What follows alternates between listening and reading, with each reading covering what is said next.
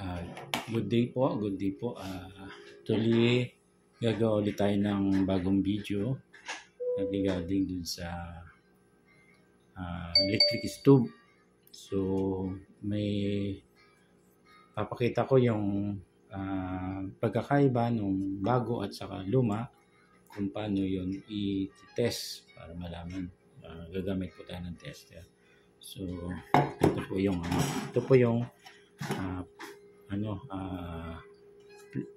hot plate na bago to. Actually, mayroon na akong dating previous video na ipinakita kung paano iti-test. So, ulitin ko lamang po para at least maging klaro, and then para sabay-sabay natin makita. Ito, sana panoorin nyo hanggang dulo. Mas ma-excite kayo sa pagdating sa dulo kasi gumawa ako ng simulation paano siya nag-work, paano gumagana yung heating element niya dito sa loob na to. And then, yan. So, una, tetest muna natin. Kuha tayo ng tester. Yan, itong tester na to. Tester. Tayo. Kuha na tayong tester. So, ilan natin. I-continuity na lang muna tayo.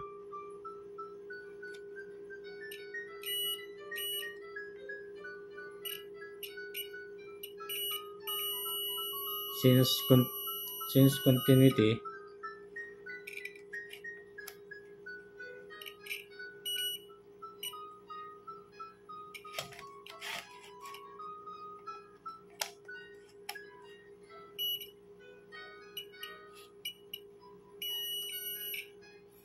continuity, ano naman to, heating element siya. So, madali natin kunin sa continuity. Yan. I-test natin yung una.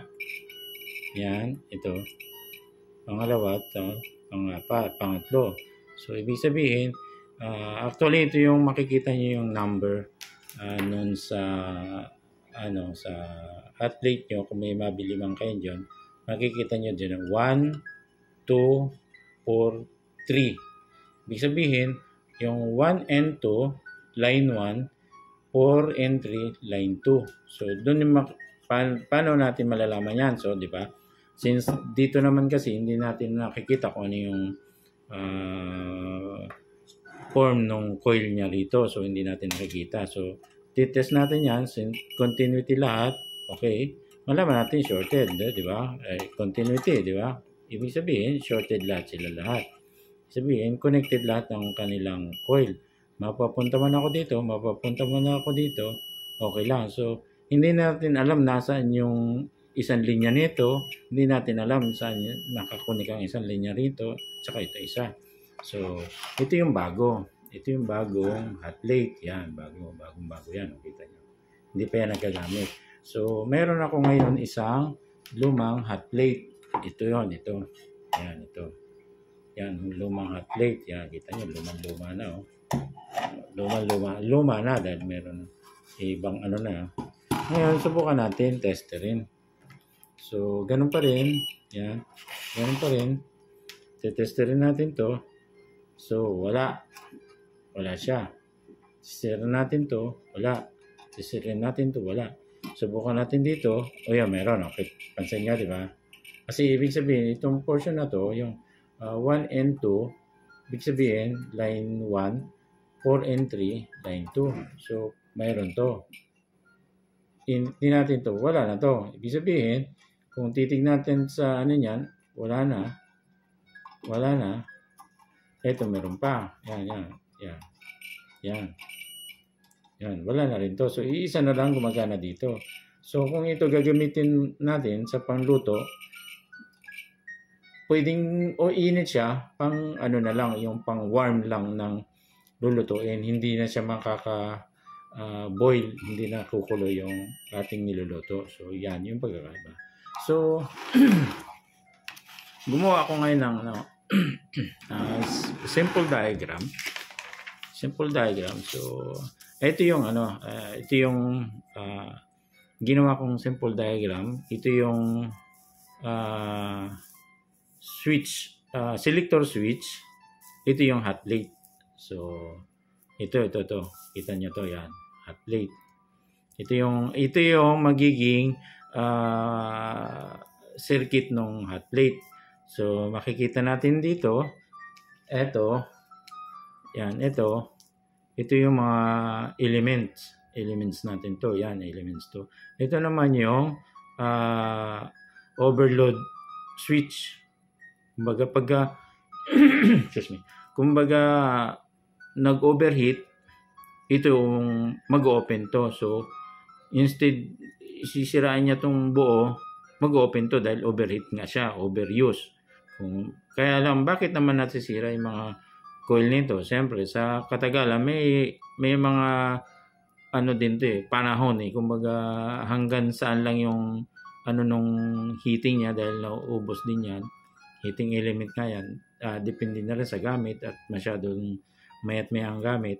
So talagang siya. Pero ito naman ang gamit naman ito, worth it. Umaabot din naman ng almost 1 to 2 years Itong itong mga hot plate. Hindi naman to yung 1 month busted na agad. Pero depende rin siguro sa connection nyo.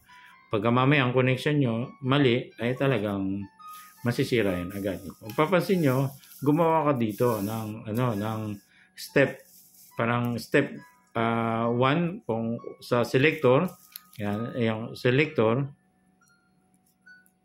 1, 2, ito. Pansin nyo, selector 1, 2, saka 3. Tapos, 4, saka 5, saka 6. So, ibig sabihin, dito sa number 1, ang gumagana lahat ng element. 1 pala malakas na. Bakit kailangan pa natin number 6, number 2, number 3, number 4, number 5, number 6? Diba? Hindi na natin kailangan. So, actually, tama nga. Kung makikita mo sa diagram, kung titignan mo dito, ito i-represent ko as a short circuit na siya. Ibig sabihin, switch to, contact point to. So, ginawa ko na lang siya straight para madali nating maintindihan. So, kung nakikita natin, ito yung line 1, line 2. Yan, separated yan, switch na yan. So, ito yung line 2 na to. Ito yung mga terminal sa switch niya. So, connected to, shorted, individual siya, and then ganon, shorted, and then individual. So, ito yung So, itong ginagamit naman ito sa mga LED lamp. Yung mga pagka nag-open ka, mayroon na siyang, may LED ng iilaw. So, hindi ko lang ito inilagay dito para hindi naman yan ang mas kailangan, hindi pa kumbaga, ginawa ko lang to kung paano nag-work yung hot plate natin. Kung ano yung bakit may portion na gumagana siya pero mahina. So dito natin makikita yon kung paano yon, kung saan yon. Kung halimbawa, ito number 1, batang hina. Kita natin, di ba? At ang hina, connected naman lahat. Kasi may certain contact lang siya na hindi directly dumadaan doon lahat. Ibig sabihin, parang bypass lang siya pero pwede niyang paganahin dahil mayroon siyang kumbaga mayroon siyang nasi-sense na kuryenteng pumapasok. Hindi enough yung kuryenteng pumapasok dahil may nagbablock. Ibig sabihin, hindi siya directly connected doon sa contact point. Kung mapapansin nyo, nag-contact dito, line 2, ang contact niya is 1. Kung titignan nyo yung 1, pupunta siya sa 1, isang coil dito. So, dapat malakas to dahil naka-line 2 din ako di ba? Line 2, line 1. Pupunta dito sa 3. So, kung titignan mo yung 3, andoon. Ano yung iti-trigger niya? Yung element 3. So, saan siya connected? So, ang dami niyan dadaanan kung titignan mo ito. Pag dumaan siya rito, dadaan siya rito. Kunyari, halimbawa, itong kada element natin is merong, kunyari, sabihin natin 10 watts. 10 watts, kunyari, 10 watts, 10 watts, 10 watts. So, lahat yan dadaanan niya ng 10 watts. Ibig sabihin, magdi-divide siya. Ibig sabihin, hati-hatiin niya yan. Hanggang sa mabuo niya yung kabuuan niyan, parang kabuuan na lang yan, 10 watts lahat. So, kung halimbawa, 220, so, ipoproduce na doon, dahil 220 to lahat, 220, 220, 220, ipoproduce na doon, ubusin niyo yung lahat ng ano ng 220, maging baka ano na lang, 110 na lang, or sabihin natin, kung sa voltahe natin titingnan, which is ito is wattage na, kumbaga amperahe, wattage, dito. So ito yung selector, select 1, select 2, kung mapapansin nyo may nagbago na sa select 2, ito, yan, 3 at saka 4 yung ano, yung connect niya. Pero bakit line ano siya, pansin nyo doon, di ba? Pansin nyo siya, line 4 pumunta dito, di ba? Pumunta doon. Tapos yung line 1 doon siya. Tapos yung line 2 pumunta na dito. 3, ibig sabihin 3. So papansin nyo, parang walang connection, di ba? Pero malalaman natin yan. Malalaman natin yung paano. Pero meron pa din, no? Tamo. Di ba? Kung 3, kukunik niya rito. Tapos dadaanan niya rito. Yan. Kung mapapansin nyo, meron ako nilagay na check. Ibig sabihin yan yung gumagana. Pero yan, gumagana rin. Kaya lang, ano pa rin siya? Mahina pa din siya. Parang same lang siya dito. Sa number 1. So, yun number 3 naman. Pansin nyo, ganun. Ayun, connected ulit. Number, ito, line 2. Papasok dito sa number 2. Papasok niya doon sa 2. So makikita natin kung saan nakakonek yun. So, ito. Tapos yung line 1 connect sa 4. So, ito kukonek niya. Ito na lang. Yan. So, iisa lang. So, 3. Ito yung 3. So, dito naman tayo sa 4. Select 4. Makikita natin do. Yan, line 2. Iko-connect niya dito sa 2. Papasok dun sa 2. So, magiging dalawa yan. Dalawa na yan standby. Dalawang heating element. So, yung line 1, papasok naman siya dito. Connected niyan dito. Pero, ito lang yung magiging connect niya. Itong part na to. Kasi hindi pwede magsabay dito. Magkukonect do. Sabog yan. Shorted yan. So, base dito sa selector na to. So, 3 papasok dito. So, papasok doon. Yan, ito na. Ibig sabihin to, malakas na to. Kasi single, na siya. Bulb na ang gumagana. So, ulit tayo sa number. Select number 5. Yon, line 2. Connect. 2. Connect siya rito. So, standby naman yung dalawa. Dalawa na yon. Sa line 2 na to. Tapos, papasok si line 1. Makikita natin bakit dalawang contact point siya. Ba't dalawang contact point ang nag-contact? So, si line 4, papasok dito. Yan. Papansin mo, yon. Meron na siyang connected dito sa isang element. So, si line 3 naman, si number 3, line 1, pupunta naman doon sa number 3, kukonect doon sa number 3. So, ibig sabihin, dalawan siya. So, ibig sabihin, itong dalawang to, medyo malakas na. Malakas na sila. Kasi hindi sila series eh. Naging parallel lang sila eh. Hindi sila series. Unlike dito sa number 1, ang dating niya is series lahat. Para mapag-anan niya series, nag-series siya. Series ang dating nito. Ganon din dito sa select number 2, series din. So, ngayon pumunta tayo sa number 6. Pansin natin, number 6. Sa line 2, ang connect yun is 2 at saka 1. 2. So, line 2 to, line 2. 1 and 2, line 2. So, 1 and 2, line 2. Kukonect dito, isa. Kukonect siya sa isang element. Tapos, isang 2 naman, kung standby siya for element 2. Then, yung isang 2 ulit, connected ulit siya sa element 3. Ibig sabihin, nag-standby na sila, standby na. So nag-aantay lang sila ng para sa line 1. So i-contact ni line 1 si number 3, which is ito, kukonek na to, i-contact naman si line 1 si number 4. So connected na to. So ano na sila? Contact na sila lahat. So activated na yan dahil contact na lahat. So ibig sabihin to, single valve siya. So mas malakas. Ibig sabihin, number 6, yung pinakamalakas na bigay nung heating element ng hot plate. Mas malakas, mas mabilis makaluto dahil lahat na ng element gumagana. So, yan kasi yung kada element yan, may mga iba't ibang wattage yan. Kaya kung mapapansin nyo, sa gitna, unang element, medyo yun yung mga cold, pang medium heating lang. Tapos yung pangalawa, yung middle niya is yun yung mas malakas pa. Pag inano pa naman na isa, mas mahaba o mas maraming element, mas malakas yung init niya. So papansin natin. So yan.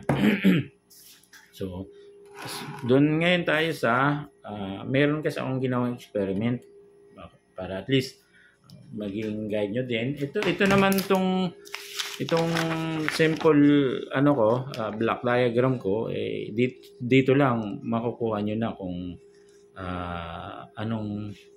ano nito, paano nagwo-work. So ito din lang ang aking ginawa. Ito maintindihan natin, makukuha natin to base lang to sa ginawa kong eksperimento. So meron ako dito, pakita ko na sa inyo. Ito. Meron akong ginawa ng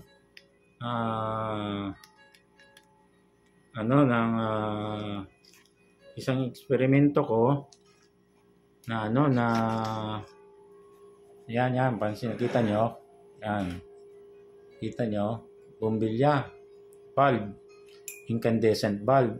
So, element din to. So, may element yan, element. So, incandescent siya. So, hindi ko ginamitan ng LED bulb para mas may madaling, hindi magkakaproblema sa line 1 and line 2. Kasi kapag gamitan mo ng, kunyari, ang eksperimento, gamitan mo ng may cap component na, so magkakaroon ng negative, positive. So baka mamaya doon yung diode or yung bias niya magkakaroon reverse bias.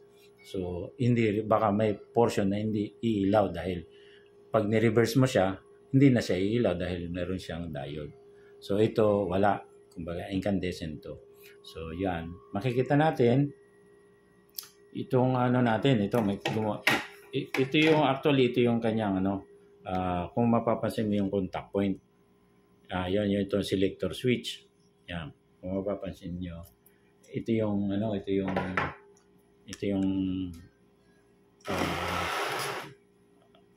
selector niya, kung mapapansin niyo. Ito. Sa ngayon, yan, ganyan ang ganyan yung off. So walang contact. Wala siyang contact. So kapag ilagay ko sa number 1, yan, kita nyo, number 1. Yan, number 1. Tapos lagay ko ulit sa number 2. Yan, nagbabago-bago yan. Number 3, number 4, number 5, at saka number 6. Di ba? O, pansan nyo, di ba? Number 6. So, 0. Ito na yung number 0. 0. Kung babalik na rin natin, 6, 5, 4, 3, 2, 1. 1. Yan, wait a minute. Diba? Yan. Number 1, 2, 3, 4, 5, 6, 0. Yan yung So, makita natin. Ito na yan. Ito, nakita. Gumawa ko na ito. Yan, kapansin nyo, di ba? Yan. Ito yung contact na ito. 1, 2, 4, 3. Kung pansin nyo, yan. Ito yung ito yung ano ko, ito yung element 1 ko, element 2, element 3. Yan.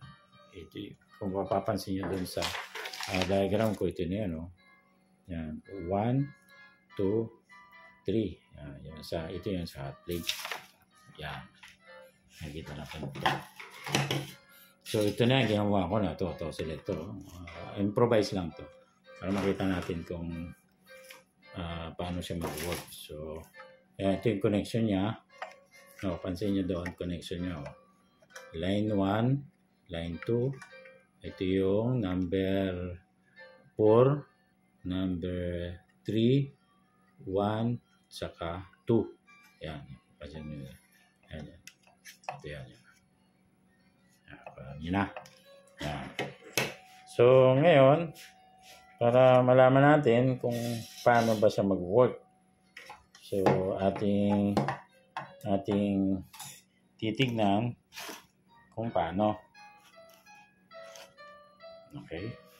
I-connect natin sa outlet. Saksak natin sa outlet. Ito, saksak natin sa outlet yan. Ayan. Ayan. Select mo na. Mapapansin nyo yung number 1. Kunyari ito yung pinakano natin, yung selector guide natin. So sa ngayon to, naka 0. So ito yung 1, ito yung 2, ito yung 3, ito yung 4, ito yung 5, ito yung 6. Ngayon kung itong 1 tatapat dito, pag inikot natin, kung yung magiging selector niya. Check natin. Okay. 1, naka-1 na. Kita nyo, 1. Tingnan nyo yung yan. Kita nyo. Gaano kalakas. Base doon sa pinakita ko sa inyo. Ito, selector, 1. Connected lahat, di ba? Connected, 1. Yan. So, balik ulit natin lagyan natin sa number 2. Yan. May nagbago ba? Meron. So, may lumakas. Ipasan mo. Ito pare-parehas naman itong wattage eh. Pare-parehas ang wattage. So, walang pagkakaiba yan. Kung pansin nyo, doon sa aking ginawa, yung number 3, tsaka number 2. Ay, sorry. Ito yung 2, number 3, tsaka number 2. Yes, which is, tama naman. Kaya lang, iba yung naituro ko. Ito, pansin nyo. So, yun. Ang ilaw ng isa, mas malakas kaysa sa pangalawa. Kung papansin mo, di ba? Mas malakas. Mas malakas. So, yung 1, wala. Lagyan natin sa selector number 3. Number 3. Yun. Lumakas na. Ano yung nangyari? Bakit So, sa number 3, ang umilaw, yung number 2. Yung 1, saka 3, wala. So, mapapansin nyo doon sa punta ko, yun, kita nyo. Line 1, line 2, line 1, nag-contact yung 2. Ayan, kita nyo. Kaya, yung gitna. Yung line 1, contact yung 4. Kaya ito. So, wala itong 3 at saka 1. Pero lumakas na. Ito, kahit number 3, makakakulo na to ng tamang kulo. Yung, kunyari, painin ka lang ng itlog, ganyan. Hindi mababasag dahil init na yan. So, yun, lagay ulit natin sa number 4. Yan. Yan, number 4 na. Naka-number 4 na. Tingnan natin, may nagbago ba? Nawala si number 2. Si number 3 yung nag-active. So, titignan natin yung number 4. Yan. Selector number 4, line 2, contact 2. Yan, ayos na. Tapos, na-contact line 1, contact 3. So, ang magiging contact niya is 2 at saka 3. So, ito yung magiging contact niya. Ito yung iilaw. So, which is ito na siya. 3. Okay. And then, Punta ulit tayo sa number 5. Wow, 5. Yun, kita natin, 5. Ano nangyari? Yun, lakas parehas. Pero mas malakas pa rin yung number 2 kaysa number 3. So, tingnan ulit natin yung sine. Number 5, select number 5. Yan. Contact si 2. Yan. Tapos, line 1, contact si 3 and 4. Kung titignan mo, 2, yun, dalawa na siya, contact. 3 at saka 4, nagsama. So, connected yung dalawa. Pero malakas na ito. Kukulong-kulo na yan. Magkukulo na kapag ikay nagluto. Lalo mga sabaw-sabaw. Maganda na ang kulo niyan. Hindi na pangit kulo yan. Okay. Then, select natin ulit sa number 6. Select natin sa number 6. Yan, number 6 na yan. Papansin mo, yan. Ito yung 0. Ito yung dapat magiging natin. Contact guide niya. So, yon. So, 3 na sila.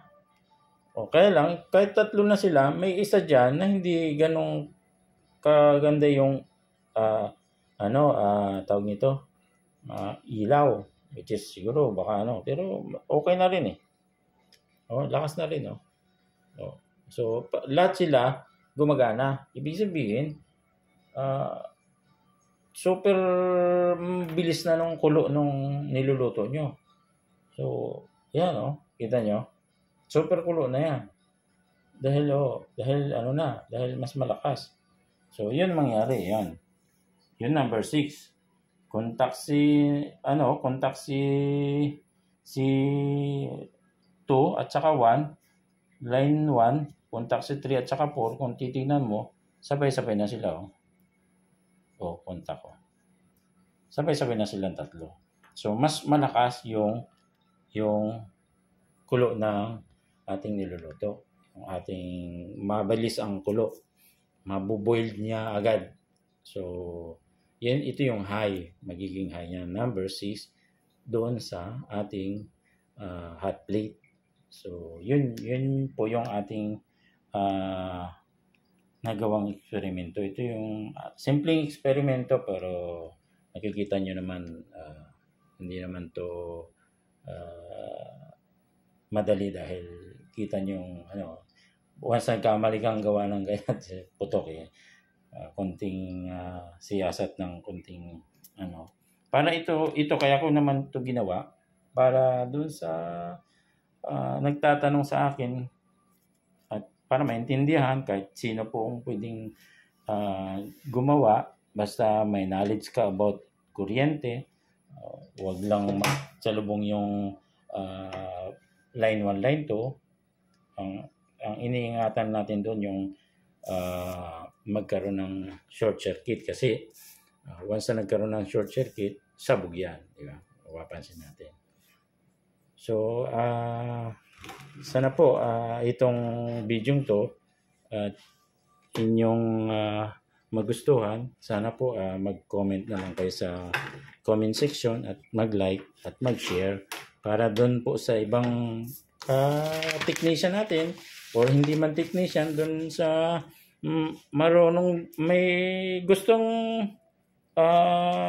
matuto, dahil mayroon siyang sariling electric stove, at iisip niya kaysa ipagawa ko sa iba, marunong naman siya, at sabihin natin marunong siyang mag-electrician. Actually, pagka marunong kang mag-electrician, alam mo na yan, function yan, dahil ito basic naman to, hindi naman to gagamit ng component, hindi naman to electronics talaga. So heater lang yung gamit niya, maintindihan niya na, kaya niya nang makuha, hindi na siya mahirapan. So para doon sa gustong may malaman pa regarding dito sa ganitong comment lang po kayo sa comment section, then mag-like po. Pa-like na lang po and share para doon sa iba pa, baka may iba pa tayong, siyempre sa dami namang technician yan, marami dyan na hindi gustong gawin, kaya lang hindi niya alam paano, baka magkamali siya, hirapan siya. Basta yung wiring, kitang-kita nyo, makita niyo yung line 1, line 2, 1 and 2. Huwag lang yung hayaan, unang-una, pag nag-install kayo or nag-repair kayo, wag kayong hindi gagamit ng tester kasi unang-una, continuity at saka yung resistance, malalaman nyo kung okay yung ginawa nyo. Kasi kung alanganin kayo, wag nyo munang isaksak sa main, sa kuryente, para hindi ito sumabog. At the same time, hindi masisira yung inyong unit, mismong unit. Kasi kung masisira yan, malamang yan, bibili kayo ng bago. Kasi pag bumili kayo ng bago, bago yon. So, yun po. Sana po, naibigan niyo po yung aking konting simpleng eksperimento para maintindihan kung paano gumagana, paano siya nag-work yung hot plate na to. Ito. So, ito, napakasimple lang po ito, simple. Pero kahit simple yan, nakakapagluto na ng kanin yan. ng mga masasarap na pagkain natin. So, salamat po. Sa susunod, baka may mga iba pa akong i-share sa inyo na video. At